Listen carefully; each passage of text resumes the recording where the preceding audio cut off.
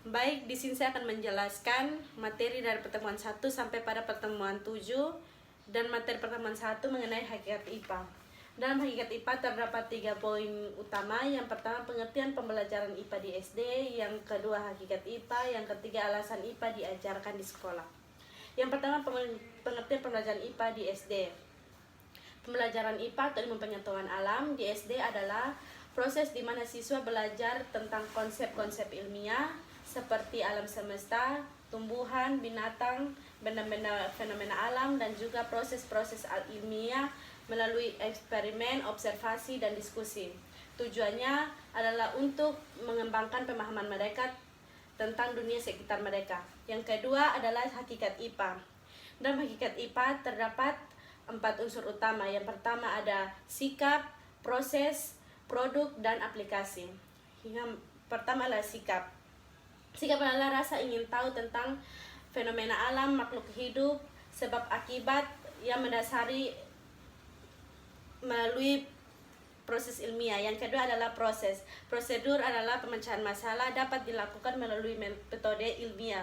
Yang ketiga adalah produk, berupa fakta, prinsip, teori, dan juga hukum. Yang keempat adalah aplikasi, penerapan metode ilmiah dan dilakukan dalam kehidupan sehari-hari. Yang ketiga, alasan IPA diajarkan di sekolah adalah siswa dapat mempelajari diri sendiri, alam sekitar, dan proses pengembangan yang lebih lanjut dalam kehidupan sehari-hari. Berikut pertemuan yang ketiga mengenai teori belajar Piaget dan Brunner. Nah, di dalam teori belajar Piaget dan Brunner ada dua poin penting. Yang pertama ada teori belajar Piaget dan peran dalam pembelajaran SD. Yang kedua adalah teori belajar Brunner dan penerapan IPA SD. Nah, yang pertama adalah teori belajar Piaget.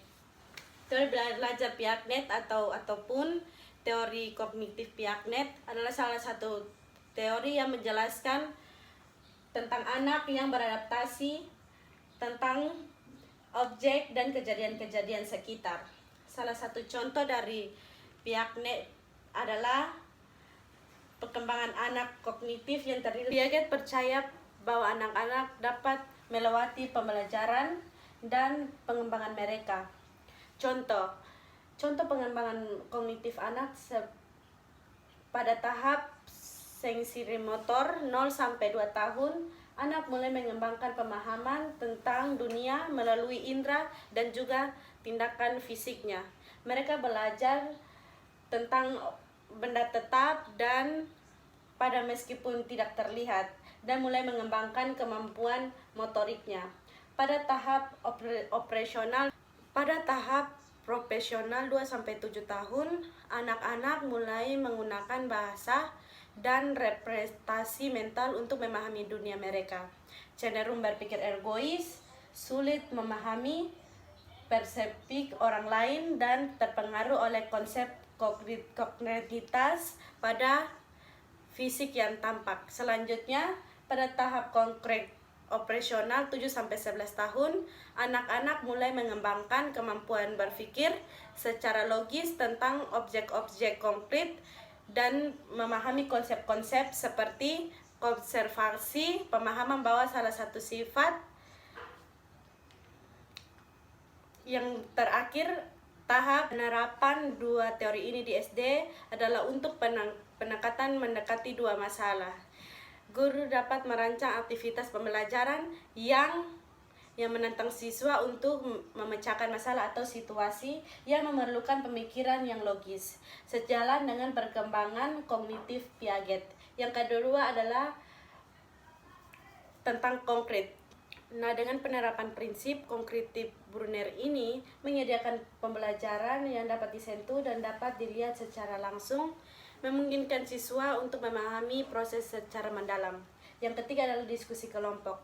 Diskusi kelompok memfasilitasi di mana siswa dapat berbagai ide, memperluas pemahaman mereka tentang dunia, dan mempertimbangkan perspektif orang lain sejalan dengan tahap pembentukan konsep menurut Brunner. Yang keempat, berbasis proyek ini memungkinkan siswa dalam pengetahuan situasi nyata. Yang kelima adalah konsep dalam berbagai cara. Konsep dalam berbagai cara ini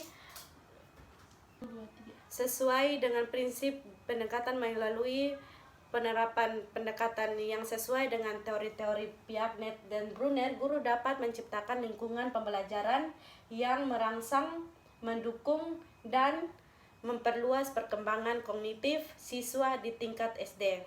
Berikut adalah teori belajar Gardner dan penerapan dalam pembelajaran IPA SD.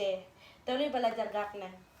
Menurut Gardner adalah suatu proses di mana pembelajaran. Yang kedua, pembelajaran berbasis tujuan. Yang ketiga, pengetahuan organisasi materi. Yang keempat, penerapan strategi pembelajaran berbasis konsep. Yang kelima, penggunaan teknologi dan media pembelajaran. Nah, melalui pembelajaran yang berikut adalah pembelajaran abad 21. Pembelajaran abad 21 mempunyai 4 poin penting. Yang pertama, tujuan pembelajaran. Yang kedua, konsep pembelajaran 21 menggunakan 4C. Yang ketiga, karakteristik guru abad 21. Dan yang keempat, model pembelajaran abad 21. Nah, tujuan pembelajaran abad 21 adalah untuk membekali siswa dengan keterampilan pengetahuan yang relevan dalam dunia modern yang terus berubah. Ini mencangkup keterampilan seperti memecahkan masalah, kolaborasi, literasi digital, dan kemampuan belajar sepanjang hayat. Tujuan ini menghadapi tantangan di masa depan yang berkontribusi secara positif. Ini melibatkan teknologi berbasis proyek, pembelajaran berbasis masalah, dan kerjasama antara siswa untuk menciptakan pengalaman pembelajaran yang relevan dan mendalam. Kita akan masuk di dalam pertemuan yang ketujuh adalah kompetensi guru abad 21. Dalam kompetensi guru abad 21 ada 4 poin utama, yaitu kompetensi pedagogik, kompetensi kepribadian, kompetensi sosial, dan kompetensi profesional. Nah, kompetensi pedagogik adalah kompetensi yang merajuk pada kemampuan seseorang mendidik dan merancang pelaksanaan yang efektif, termasuk dalam pengelolaan kelas, pemahaman terhadap karakteristik siswa, dan kemampuan dalam umpan balik. Masuk di dalam pertemuan yang ketujuh adalah kompetensi guru abad 21. Kompetensi guru abad 21 mempunyai 4 poin utama, yaitu kompetensi pedagogik, kompetensi kepribadian, kompetensi sosial, kompetensi profesional. Kompetensi pedagogik adalah kompetensi yang merujuk pada kemampuan seseorang mendidik dan merancang melaksanakan proses pembelajaran yang efektif, termasuk pengelolaan kelas terhadap karakteristik siswa dan kemampuan dalam memberikan umpan balik yang kognitif. Yang kedua adalah kompetensi kepribadian.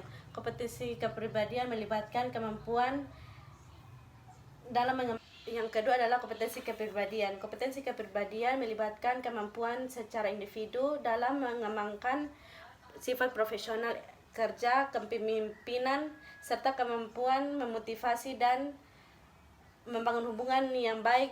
Yang kedua adalah kompetensi kepribadian. Kompetensi kepribadian melibatkan kemampuan secara individu dalam mengembangkan sikap profesional, etika kerja, kepemimpinan, kerjasama, serta kemampuan untuk memotivasi dan membangun hubungan dengan orang lain, termasuk siswa dan orang tua atau wali murid. Kompetensi sosial. Kompetensi sosial mencangkup kemampuan individu untuk berinteraksi dengan orang lain secara efektif, membangun hubungan yang baik, berkolaborasi, serta memahami dan menghormati keragaman budaya dan sosial dalam konteks sosial dalam lingkungan kerja. Yang terakhir adalah kompetensi profesional. Kompetensi profesional adalah kemampuan seseorang dalam berinteraksi dengan orang lain dan juga memiliki kinerja yang baik dalam mengelola dan memahami emosi yang baik dalam lingkungan kerja. Demikian penjelasan dari materi 1 sampai 7. Terima kasih.